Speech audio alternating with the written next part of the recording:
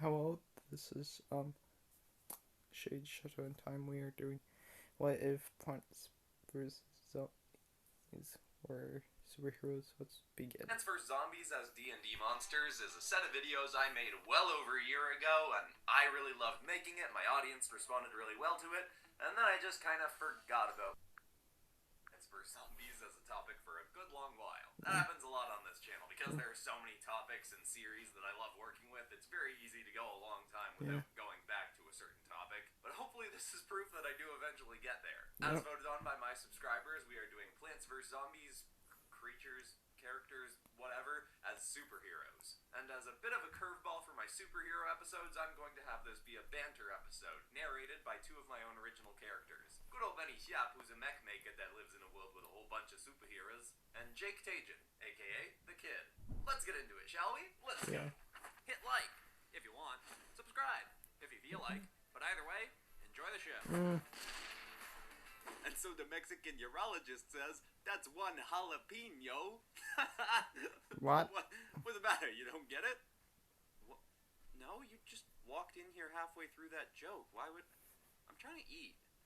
No, I thought I'd come and keep you company, kid. I got to know your buddy Anna pretty good the other day, but I ain't chatted with you as much. So, you want to hear a story about my crazy cousin who lives in a gated community where there's a whole bunch of wacky superheroes fighting off zombie supervillains? Yeah, kind of, but Sterling says I should be mindful when I'm eating and not focusing on other stuff. Well, that's generally good advice, but do you really want to do what's good for your digestion right now, or do you want to hear some stories about a guy who gives folks superpowers using vegetables? Yeah, okay, that. Great, because the first one of the kids I'll tell you about actually kind of reminds me of you. Personality-wise, he's more of a Nezuko Midoriya type, and you're more of a Percy Jackson, though. What? Who are they? The two different kids I made mech armors for once. Then why'd you say their names like I'd know who they were? A valid question that I'm gonna totally ignore and press on. See, this kid, Winter Shoot, lives in this town called Neighborville, and those all sound like super made-up names. All names are made up, kid. Anyway, Winter was only 12 years old when this supervillain mad scientist guy moved into his town, named Dr. Edgar George Zombos. He starts kidnapping folks from all around the town and experimenting on them to turn them into zombified, mind-controlled supervillains that'll do his bidding. A guy whose name is Dr. Zombos makes zombie supervillains? That's not his real name, right? I actually think it is. It seems like there's a whole lot of nominative determinism happening in this town. What the heck is that? Nominative determinism. It's this idea where folks will gravitate towards jobs and stuff that have something to do with their name. Might explain why my cousin in this town, crazed off David Schaap, ended up being, you know, a little crazy. Right, how does this all go back to your weird cousin again? I'm getting there, don't worry. So Zombos moves in, is a real reclusive guy in this big house, and soon after he arrives, whole bunch of zombie supervillains start popping up and causing lots of trouble. This kid Winter is one of the first people to realize that all the supervillains is connected to this Dr. Zombos guy. Problem is, his folks ain't really buying it, and the police don't want to hear the kid out neither. Luckily, he's got a whole bunch of siblings who believe him, and better yet, his oldest sister is already a superhero herself. Her name is Penelope Shoot, but she goes by Green Shadow. At the time, she wasn't spending a whole lot of days in Neighborville no more, but when her brother Winter calls her up, she's down to come home and look into what he's saying. Plus, turns out she gets her powers from a certain wacky guy that lives in Neighborville. Two guesses at who that is. Percy Jackson? Nezuko Midoriya? I think you're messing with me, but just in case, nope, it's good old Cousin Greystaff. No.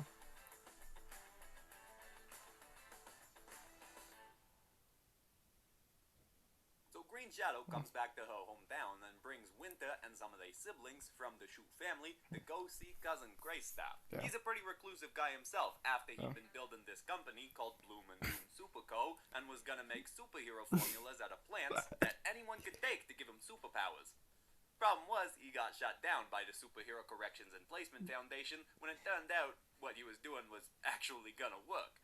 Those folks don't exactly want other folks selling superpowers to anyone who wants them. Don't you kind of do that, but just selling people mech suits instead of superpowers? Yeah, but I wasn't dumb enough to register my business and tell the feds what I was up to like my crazy cousin. I mean, by the way, he's not actually my cousin exactly. Greystaff David Schaap is my third cousin twice removed. Twice removed because my ma twice had to remove him from our family Christmas parties for being too nuts. You get distracted super easily from your own stories, huh? Yeah. You'll get used to it. Anyway, It's so not. all the shoot kids go to Greystuff, and it turns out he's already wise to this whole situation. Dr. Zombos moved into this town partially because he knew Greystuff had moved there after his business had gotten shut down. Zombos knew Greystuff was gonna keep working on his super formulas even if he couldn't sell them. So Zombos was gonna use his supervillains to steal Greystuff's work and make even more worse supervillains. But Cousin had already recruited some folks in the town to help protect his home. He offered to give anybody a year's supply of super formulas to keep any villains from breaking into his house. That was all separate from how Penelope Shute had gotten the powers from him, though. She had gotten them years earlier. She had been his lab assistant when he was building his business, and he'd promised her stakes in the company as part of her payment. But when the company shut down and it was clear she wasn't gonna get nothing from that, he gave her a lifetime supply of one of his super formulas. Okay, so wait, what could she actually do then? Were all these people getting the same powers from him? Oh, no, right, no, glad you asked that, because not at all. Greystuff gave Penelope one of his sort of standard power sets, you know, some of them duplicated up a little bit. He made her formula from modified shoot peas, which I assume is something he was doing as a joke, because, you know, her name is Penelope Shute. But, seeing as how he's crazy, I don't know, maybe he didn't even put those pieces together. How is he so crazy, though? If he was smart enough to make superhero formulas, can he really be that nuts? Hey, Yeah. sometimes to be a genius, you gotta be a little bit nuts. Yeah. That sounds like something you would tell yourself a lot. You got me there, kid. Anyway, Penelope's powers as Green Shadow are that, well, on the formula, her hands spawn these holes in them, and out of them she can shoot these projectile peas at super fast speeds, like pitching a fastball straight at someone's noggin. She could also charge them up with extra solar energy to shoot as an explosive precision blast sort of thing. On top of that, she had trained a whole bunch herself to be a real good fighter, seeing as how being a superhero was a career path she was pretty into. Lastly, the formula gave her the ability to use photosynthesis to charge up her powers even more, you know, using the sunlight. That bit was kind of standard between a whole bunch of the different folks that he'd given powers to. But the problem was, that meant they was weaker at night when the sun wasn't out. And eventually, Dr. Zombos got wise to that.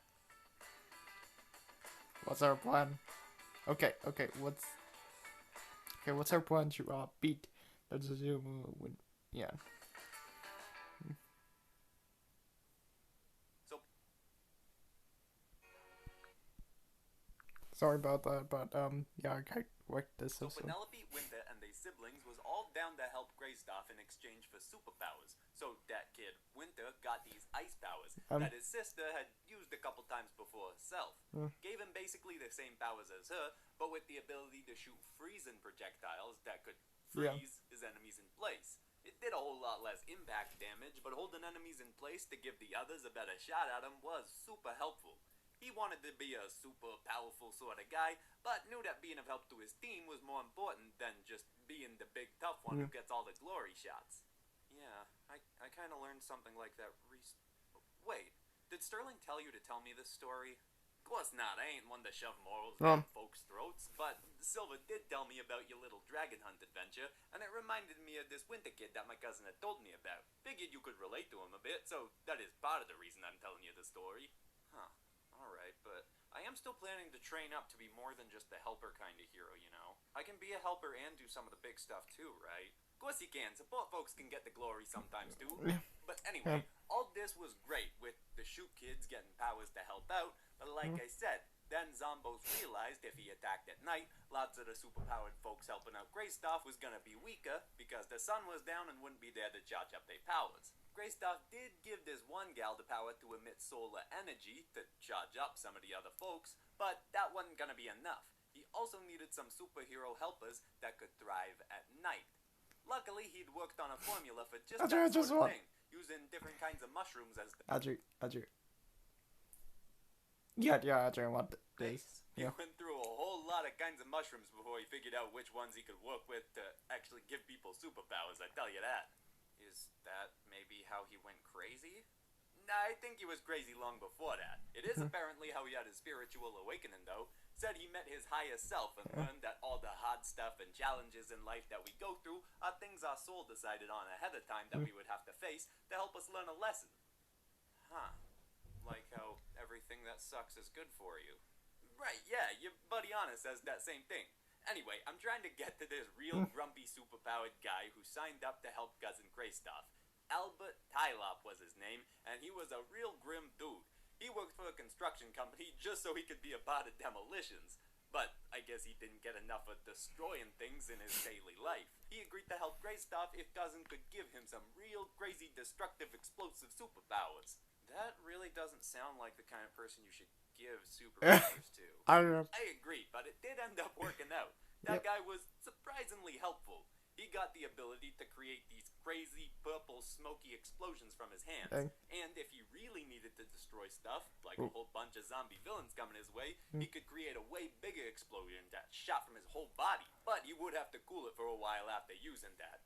Rest up for a little bit. He was just one of a whole bunch of different mushroom-powered heroes that Cousin Kraystoff made. And with them and the kids helping out too, even if their powers was a little bit powered down at night, they was able to take out all the villains that came for Kraystoff's house after the sun went down. Of course, that was far from the end of the whole conflict. Zombo still had plenty of plans on how to take formulas from Cousin Kraystoff. And it seemed like Cousin Kraystoff really dug that whole explosive powers thing, because he gave a different version of it, a flamier version, to another hero later on.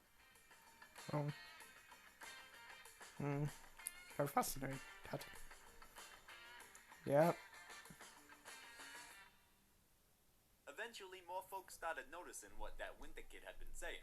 That Zombos was the source of these supervillains running around their town. So more folks started coming to Kraystoff to get powers to help out. Why wasn't, the army or something coming in? How is this zombie guy just getting away with this? I actually got a theory about that myself, because Neighborville was getting pretty nuts, and I would have thought the Superhero Corrections and Placement Foundation would have stepped in. But this town is pretty isolated, so I'm thinking that foundation was using it as a sort of testing ground. They was letting Zombos do his villain thing, and seeing what heroes that was popping up from Kraystoff's work might be worth taking out of there and registering to be heroes to help out in another part of the world. All they'd have to do is replicate Kraystoff's formulas to give to these folks so they could keep their powers forever. I do know some folks that became heroes during this whole thing in Neighborville who left the town eventually and is still doing hero work. Who are these superhero corrections people again? Oh. I'll tell you about them another time. Shady group of folks, but our group has actually made a bit of a tentative agreement with them now, thanks to me. They used to make it real difficult for me to go back to my home dimension, but now we built up a bit of a bond, and they know that we're good for the multiverse. Anyway, I'll tell you about one more of these heroes, cause she's a pretty crazy fiery lady. Funky gal who got her powers from a formula made from jalapenos. She ran a small Mexican restaurant in town that had been destroyed by some of the zombie villains, and she wanted revenge. She already had an explosive temper, so the powers she got just took her over the top. She basically had the same powers as the exploding mushroom guy, except had more fire to her explosions, and she could channel them into explosive beams to do more targeted damage. Plus, she could shoot fire to propel herself into folks and tackle them real hard. Did these people getting superpowers ever think to just team up and take the fight to this zombie freak and end this whole thing? Eventually, but they was all pretty scattered around at first. It was pretty chaotic in this town in the beginning. Cousin Kraystoff wasn't exactly the best at organizing folks. When more and more people was coming to him for more superpowers, he was just kind of throwing them out to whoever wanted them like they was Tic Tacs. That sounds super dangerous, but also pretty cool. Yeah, that pretty much sums up the situation. But remember, all while Kraystoff was giving folks superpowers I don't know what to fight he does. back, Dr. Zombos was kidnapping other folks to make into his own mind-controlled villains. I mean, they wasn't all totally mind-controlled, but, for the most part they was. Anyway, this fiery lady started going by the name Hala Pyro, and she was real good at blasting through the villains on her own. But eventually she did team up with Winter and Penelope and them, and along with a few other folks, they did, as you said, they formed a super team that was gonna take down Zombos. Or at least they was gonna fight them off in a more targeted way. Come to think of it, I don't even know if they have taken him down yet. I should probably go in and check with Cousin Kraystoff on that. What? There's a town in your world that might still be being beaten up by zombie villains, and you haven't checked in to see if you can help? I mean, yeah, I should get on that eventually, but if we get all hung up on every problem in the multiverse, we'll go nuts, kid. There's a lot of places that need our help. Part of being a hero means accepting that you can't save everyone everywhere all the time. If you try to, you'll go crazy. Yeah, I guess, but are you just trying to turn this into a lesson to distract me from the fact that your weird cousin is probably in trouble right now and you're not helping him? You are significantly more perceptive than I gave you credit for, kid. Good on you. Now look at the picture of this fiery pepper lady. It's not an instruction. I think he's trying to instruct us. Yep. Benny Sharp, I am. And now I ask myself the question that I often find myself asking as I start filming my outro. Is my camera's facial autofocus function going to suddenly start focusing on the faces behind me and make me all blurred out while I'm trying to do this outro? It's entirely possible. But anyway, this has got to be one of my new favorite superhero episodes. I really enjoyed making these, and I think the art especially turned out super cool. And I'd love to make more if people are interested in this, and leave me some suggestions for what other plants or zombies you'd like to see turned into heroes or villains. Plus, if you want more superhero stuff, you might... Please focus. Yeah. Yeah, and this was good. Tyler made me laugh. Yeah. Okay, please focus, drive. Bye.